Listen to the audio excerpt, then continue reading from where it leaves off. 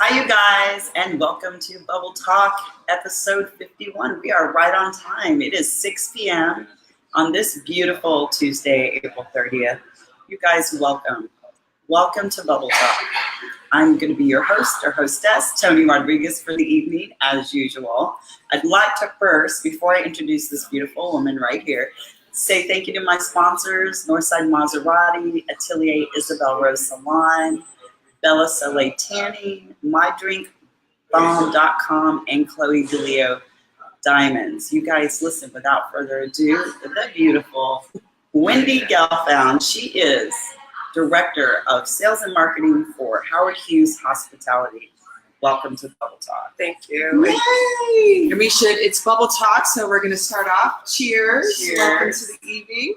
We are sitting in and broadcasting live from our gorgeous new Como Social Club, which is here on the Waterway. Gorgeous, you guys. We're next to the Westin. It's a beautiful new indoor-outdoor bar and lounge. We have private cabanas. There's a gorgeous infinity pool.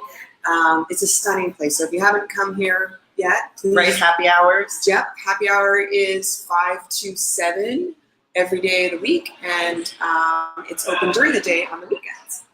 And then we have the beautiful Sorriso Modern Italian kitchen downstairs. So fabulous new food and drink. 2 new hot spots in the Woodlands, you know, always looking for entertainment and new things to do. Yes. And I should say that my official title is Area Director of Marketing. And so the Howard Hughes Hospitality Division is what we've created to manage our hotels here and our restaurants and bars in the Woodlands and then beyond, because we have some projects that we're working on potentially outside the Woodlands. So it's an exciting group. So this is the Woodlands person. This is the Woodlands woman for Howard Hughes Hospitality, Wendy. So this is a big deal for me. I've been here for a little over a year. I moved here from Santa Fe, so big jump from New Mexico to Texas. Yes. Never thought I'd see myself as a Texas gal, but I had never been to Houston before. And I'm blown away by how much culture and activity, incredible food scene, and art. I mean, not long after I moved here, I went and stayed for a staycation and went to the Museum of Fine Arts and had great dinners. And so it's a fabulous city. And we're just, you know. Yeah, it's very culturally diverse. Yeah. It's become that way more so in the last 10 years. And I feel like the restaurants have improved enormously. I feel like even the art scene in the last 10 years has gone from just having kind of the contemporary abstract to just really beautiful, different creative minds have gravitated to Houston and now call Houston their home. And now we have scenes of just multifaceted artists. It's insane. I mean, I met someone just recently who was doing bonsai trees with dollar bills. And it was the most incredible thing I'd ever seen. And it was, I mean, just crazy, crazy, crazy art. So let's get to a little bit about why she and I, the first time we met, have really gravitated towards each other. This is going to be an amazing show because Wendy is profoundly intellectual and she has this amazing way of inspiring people. And I told her that Bubble Talk was about inspiring, not just inspiring women, but inspiring people in general. And she was like right on board. She's like, oh my gosh, you know, I love culture. I love people in general. I'm fascinated by people in general, which is right up my alley. So let's talk about some things. Profoundly things that have moved you recently, things that you've read, things that you have heard about. Well, interestingly enough, I just got back from a week, 5 days in Tulum. Hadn't been to Tulum in 8 years, which is on the Yucatan Peninsula in Mexico. It's only a 2-hour flight from Houston to get to Cancun and then a 2-hour drive. I'm dying to go to Tulum. It's really magical. It's very spiritual. Okay. I mean, aside from the fact that the beach is stunning. I mean, stunning blue waters, gorgeous, gorgeous landscape. But and I spent time in northern New Mexico, so, you know, I've got my polished white jacket on, but I've been this little bohemian hippie, you know, part of my life. But I was really looking for something to get back to nature. So my background is also spa and wellness. I've spent probably just a couple of decades working on wellness and spas. My clients were resorts and spas, and now I've joined this organization to help develop them. But there was so much research done in the early 80s, with, especially in Japan, with the Japanese Forest Division, where they discovered, they were intent on discovering why do people feel better when they're in nature. And they discovered this amazing scientific fact that when you're amongst trees, especially here in the Woodlands, 26,000 acres of them, Yes. trees emit something invisible called phytoncides that actually calm the nervous system. And it improves mood. I mean, so some people don't need to necessarily know why they feel better, but we know when you're outside, you have the sun, you've got trees, nature. So I knew that being in a very overstimulated environment in my day-to-day work, that I needed to escape, find some quiet, hit the pause button, do a little digital detox, which is another thing that I will share, which I try to tell people wherever I go, that as connected as we are with our devices, we really need to disconnect once in a while. And another scientific fact is if you spend too much time at night, especially on your computers, on your devices, I'm guilty. even watching television, they emit the blue light that drains the melatonin in your bodies, which is why you can't sleep. So without getting too off track, I'm very passionate about spa and wellness. I have learned from just being a very curious person that with the advent of the internet, I didn't have a cell phone when it didn't come out until we were in our 30s, something like that. Right. The fact that you can search for everything, the fact that at your fingertips, and instant. Yeah, and people sometimes call me an oracle because I just have so much information. Anyway, so I went to Tulum and I wanted to do yoga. I stayed in a beautiful place called Nomada, and they have giant safari tents and they have big palapa, so when it rains you didn't get wet. And your room is air conditioned, but the shower and the bathroom and the fresh toilet is open air. It's really beautiful.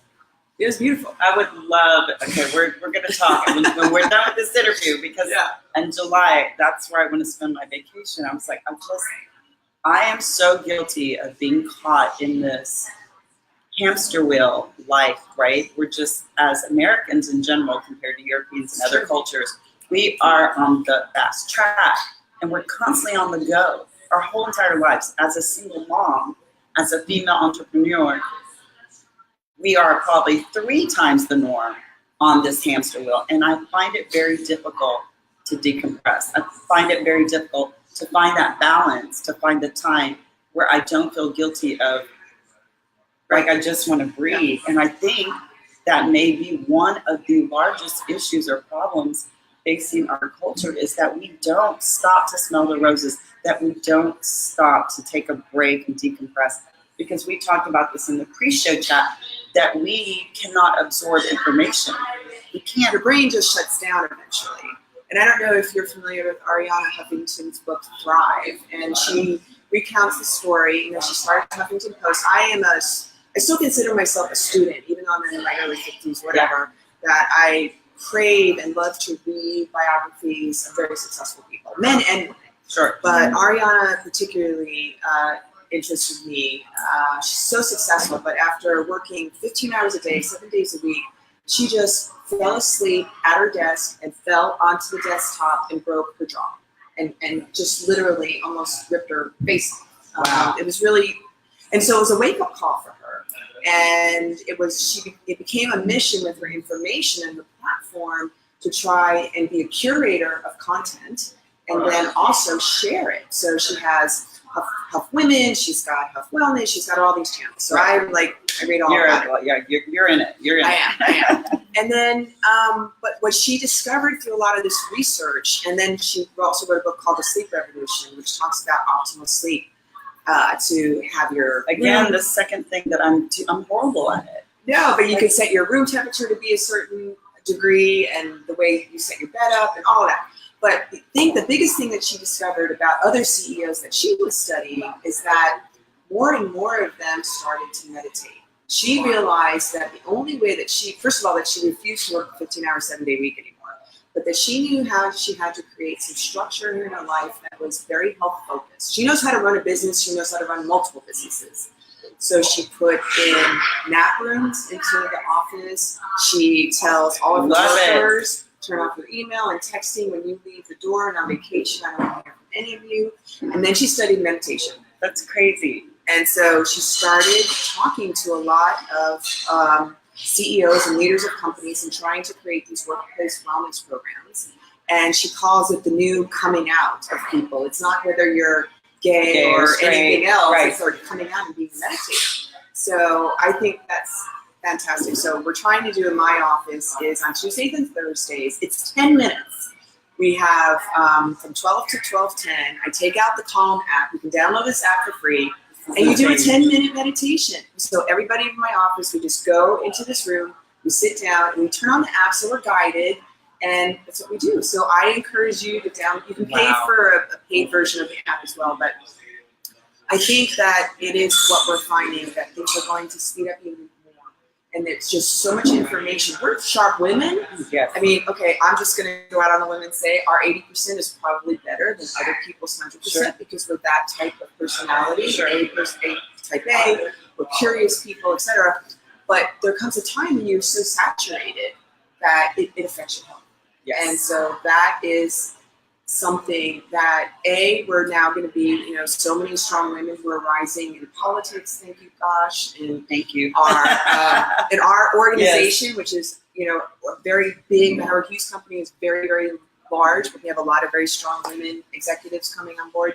So I think it is our job as, remember the Amazonian times where women were the ones, even in Native American cultures, yes, who they led how things were cared for in a community.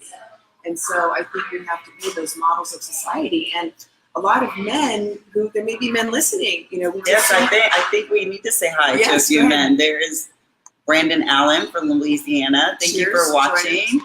Cheers. There's Samantha from LA. Thank you, Samantha. You're not a man. We know you're a female from LA. Thanks for watching, love. Miss you bunches. She's from Magnolia.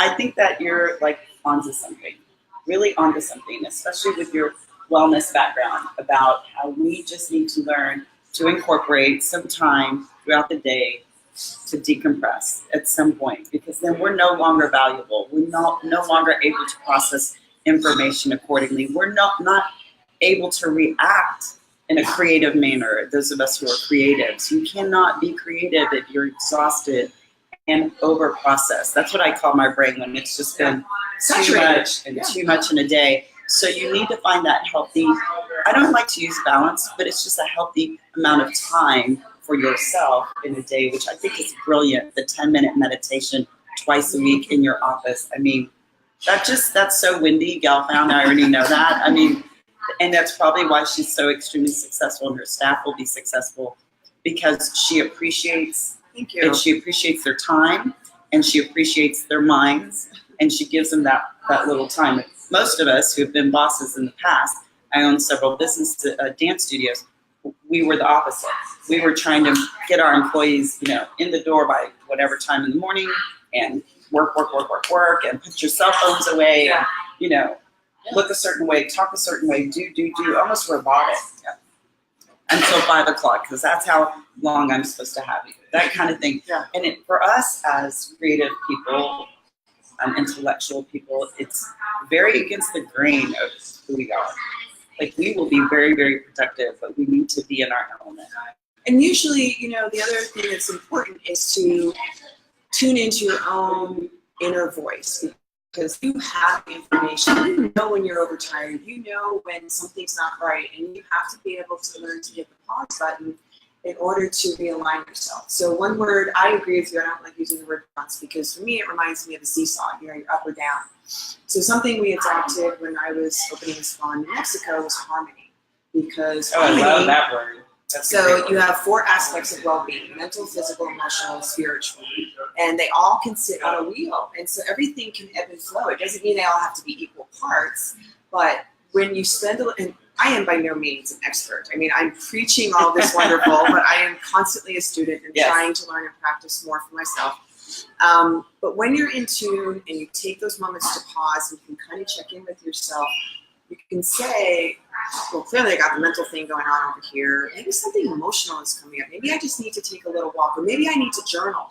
I really advocate also writing pen and pencil to paper as opposed to working on the computer. There's an energetic connection to your body and the way you write and how thoughts come through as you're writing. So it's just a practice that's worked for me. Different people have different things. Yeah, I have spent both my parents are ill right now, so I've spent a lot of time in San Antonio in hospital rooms or at home with them, and I would draw, I would paint, or I'd color with my niece's colors for just 15, 20 minutes. I love to create something, and because I wasn't in my creative element at home, I was like, I need to like do something with my hands and visually make something, create something. And so my mom was just like, "Are you seriously coloring right now?" And I'm like, well, now yes, I am. Adult coloring being so explosive, art therapy. In my last destination I helped develop, we had an art studio and inviting adults to come in. You don't even have to be an illustrator, but when you're drawing and when you're trying to create something, you're also stimulating creativity and more neural pathways in your brain. So you're actually healing your brain while you're doing it. And you can cut out words, you can put things together. And the guys were the ones who were the most intimidated. Like, what do you mean? Yeah, you're like, am I really going to draw? And we have guys here in our audience.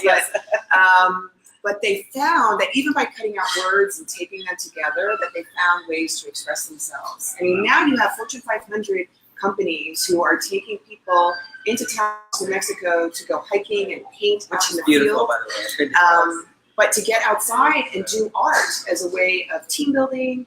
And we do so at both places, both here at the Westin and at the resort. We do a bunch of team building things, food competitions. So get your guacamole on or get your margarita on, and then I try to stick in like a little branding exercise where they have to name their guacamole or name their cocktail. So it doesn't all have health and wellness. Believe it or not, is about movement and energy, and it is fun to have a cocktail or two. Yes, yes. So it is camaraderie. So that's the other piece, is that there's a lot to support spending some solitude with your thoughts and quiet and having some alone time where you can process things on all of those levels. Mm-hmm. But then there is absolutely time. We're not meant to be solo creatures. We are absolutely meant to have camaraderie, to touch, to feel, to be with people, to exchange, to hug. We're social. Mm-hmm. We're social beings. Sure. So that's one of the reasons why we named the Como Social Club, because we wanted people to embrace this notion of getting out and being with more people, being in a community, exchanging ideas, talking, sharing your day. And that's why I love bouncing things off each other. I love the way it's set up. If you have an opportunity to come, there's so many little nuances that I love about this place. One being, there's so many sitting areas. Like there are little clusters of, it's not like most bars or restaurants that you go to or lounges. It's huge and it's open and they're like just sectionals. And you don't always feel comfortable to sit next to someone. You'd like to sit across from them to have a conversation or two. So it's like all different, arranged very nicely, but it's different seating arrangements, which I love because that, for me, encourages more people to come and sit down and have a cocktail and have great conversation and converse. And then you have that outdoor area, that outdoor space that I'm going to encourage you to come check out. It's we have a lot beautiful. of girlfriends who come and rent cabanas together and hang out and do a little staycation from Houston. So there's lots of opportunity to hang out. That's nice. That's nice. And so you talked about you are still a student and you were reading. I know recently you read another biography, which just blew me away because she's one of my very favorite designers. Would you like to share that with our audience? So I've had this book for a while, Diane von Furstenberg. She's written several books, but this was something she wrote in 2014, which is her official memoir. And it's entitled The Woman I Wanted to Be. And I read it in 4 days. And I'm seriously going to get this book. It's brilliant. And she talks about her mom who survived the Holocaust, and she was brought up in Brussels, and fast forward in her early 20s, just through various social circles. Her mother did survive the Holocaust and then married her dad and had her. So it's a really beautiful story of that. But then fast forward through social circles, met the prince, and they actually were married for less than 10 years. And but you said that she'd never taken his money. She never took his money. So they already had their 2 kids when she was 29, but her business was already going. She was a millionaire by the time she was 30. And she definitely, through a lot of her connections, met a seamstress over here, or met, you know, a tailor or a supplier of goods. That's when she was starting to play with jersey, and worked with a beautiful woman in Italy, and she designed the wrap dress, you know, when she was in her early 30s. The wrap dress. The wrap dress. I don't like five. Like, and they're my go-to. Like, when I can't figure out what I want to wear, I can wear that wrap dress anywhere. Like, I can dress it up, and I think of her every accessories. time. I mean, that was the big thing with the accessories. Everything was DBF, right? Yes. But the thing that was most fascinating was her failures. And she was completely transparent in this entire story, talking about she had never had business training and always tried to surround herself by other people who could help guide her. But she made some very poor financial decisions all along the way. And businesses had failed several times. And then she came up with a new idea, or somebody else came up with a new idea, and they collaborated. And so it was really, I think she's now in her early 70s. And then she met Barry Diller, a famous Hollywood producer, when she was 30. And then they dated off and on. And then it wasn't until 30 years later they actually got married. So it's a really beautiful love story. So there's right. But they hike all the time. They always, you know, they travel where there's always water, things like that. But again, so now she's 70 something, and she decided the last 8 to 10 years, when she finally made all of her money back, that she wanted to create a legacy. And it was for her grandchildren and her nieces and all. She wanted them to become students of her company to learn, and she wanted them to start to run the company. But then she also created a fund where she would bring in young millennial students from the fashion schools and teach them her industry. And I think it was one of her granddaughters who helped modify the wrap dress to be more younger looking, like with a little tunic thing. It was really super cute. Anyway.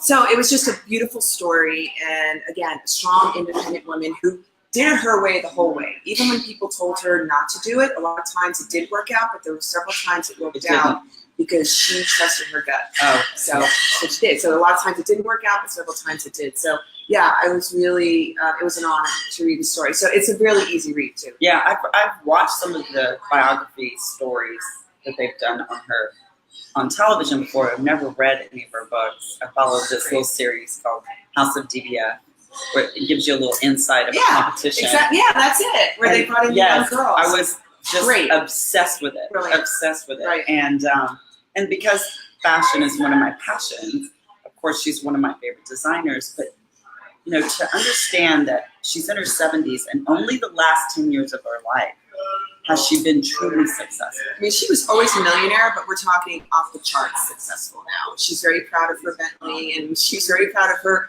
material things, but moreover that now she has this incredible company that she can pass down to her children, grandchildren, and now these aspiring young women who she's trying to mentor. And I think for you out there, you guys, aspiring entrepreneurs, maybe you already are currently an entrepreneur, is so incredibly important to two things: is understand to be very transparent.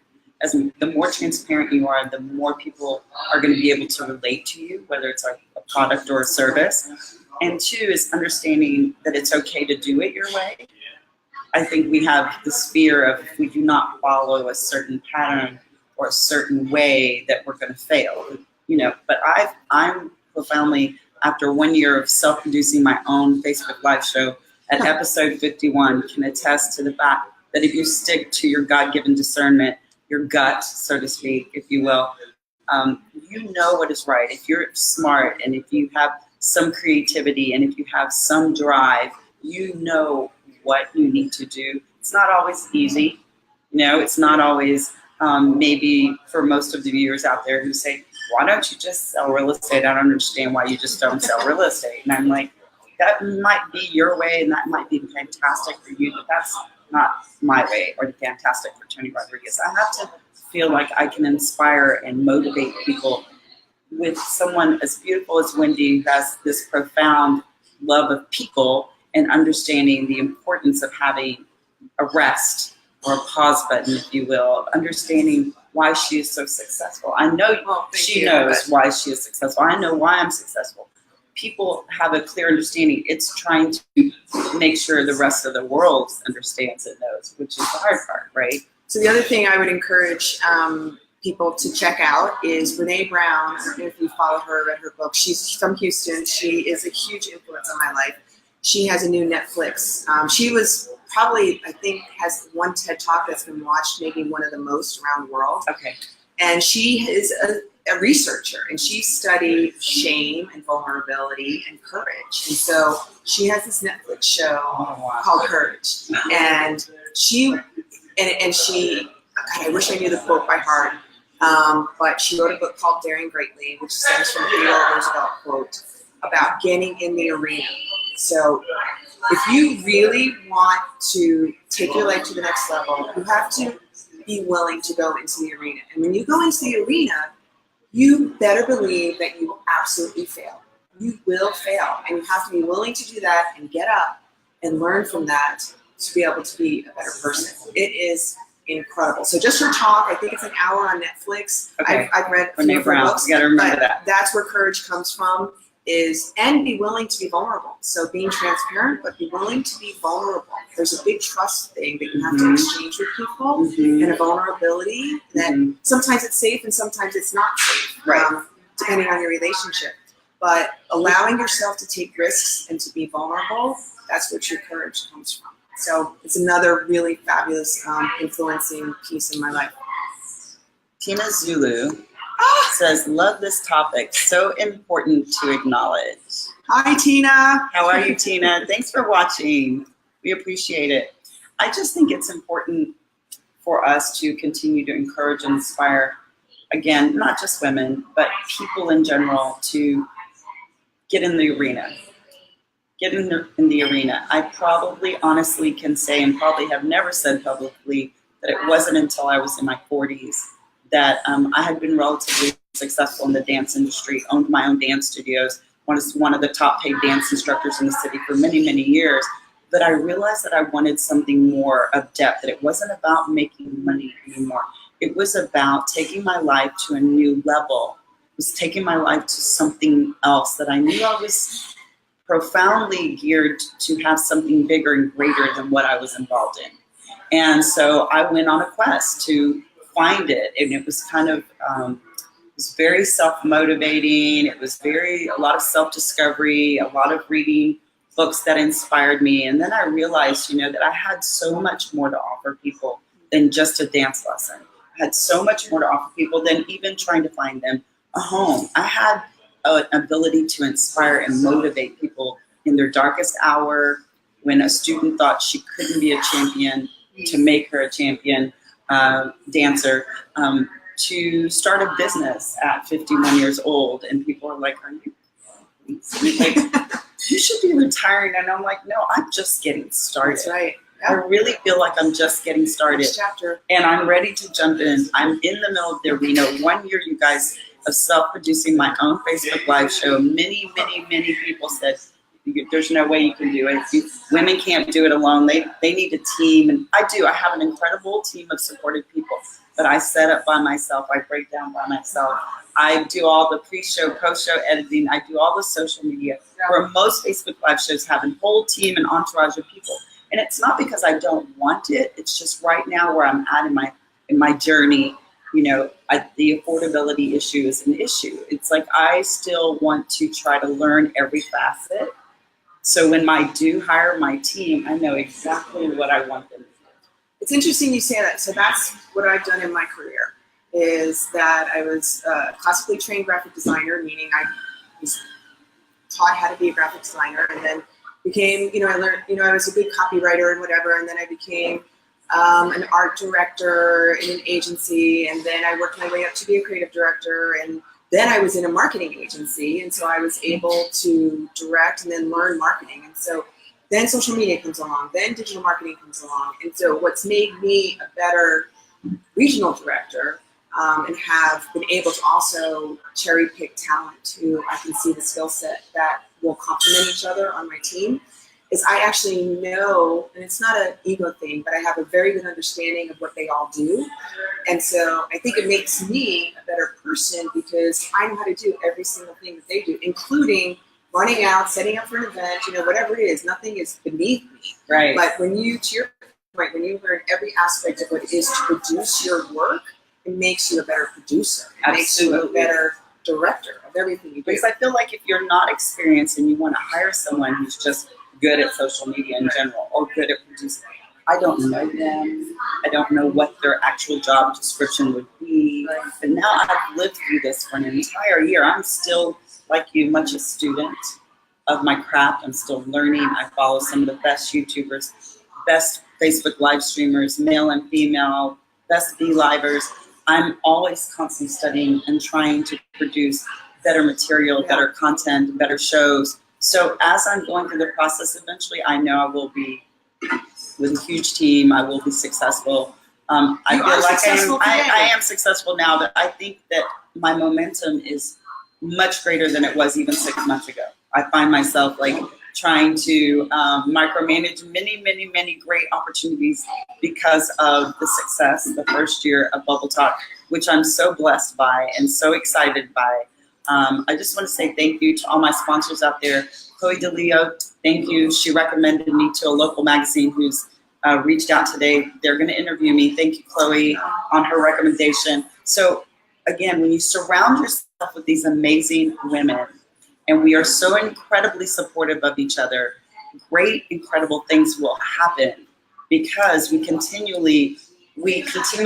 put down our walls and say, we are still students. Yep. We're still learning in our different genres or our different crafts, and we're still open to being vulnerable. And I think that's really key. You meet so many women who are very closed off and they're like not willing to give you advice because they're afraid that you're going to be their competitors. And I find those relationships very stifling.